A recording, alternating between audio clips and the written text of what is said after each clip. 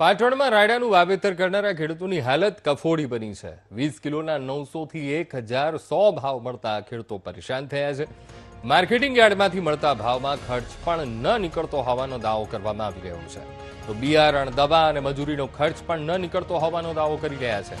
સાથે જ સામાજિક પ્રસંગો પાર પાડવા ખેડૂતો ઓછા ભાવે વેચાણ કરવા મજબૂર બન્યા અને 20 કિલોના 1300 થી 1500 રૂપિયા આપવાની ખેડૂતો માંગ કરી રહ્યા છે। હાલના સમયમાં ખેડૂતોની પરિસ્થિતિ ખૂબ જ નબળી છે। રાયડો વાવીએ તો વીઘે કમસે કમ 3 થી 4 બોરીઓ થાય છે અને ભાવ કંઈ મળતા નથી। 800 થી 1100ના ભાવ છે। એટલે અમે તો વિનંતી કરીએ છીએ કે ખેડૂતોને સારા ભાવ મળે। બસ એ જ અમારી અપીલ। જય જવાન જય કિસાન। કે ચોમાસું સિઝનમાં તો સમજો કે ખેડીને ખેતર પડ્યા રાખ્યા હતા। એવી આશાથી કે ભાઈ રાયડો વાવીશું તો વળી આપણને કંઈક ઉત્પાદન મળશે।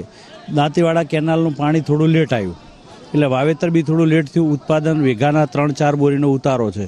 એમાં ટ્રેક્ટરની ખેડાઈ, ડીએપી, યુરિયા, મજૂર વગેરે પાલવ તો તારા સમજી લો કે વીઘે 12-13 મણ થાય તો શું પોસાય। અત્યારે ભાવના અંદર સમજીએ તો 950થી લઈને 1250 સુધીના ભાવ છે, પણ અમારા માલોના એવરેજ 1150 રૂપિયાના ભાવ પડે।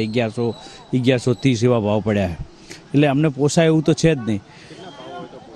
રાયડો મિનિમમ 1400 રૂપિયા 1500 રૂપિયાનો ભાવ હોય તો ખેડૂતને પોસાય, કારણ કે ઉતારા નથી એના કારણે, અને મહેનત બી રાયડામાં ઘણી છે। રાયડાની આવકો અત્યારે એકદમ ચાલુ થઈ ગઈ છે અને કાપણીએ ચાલુ છે।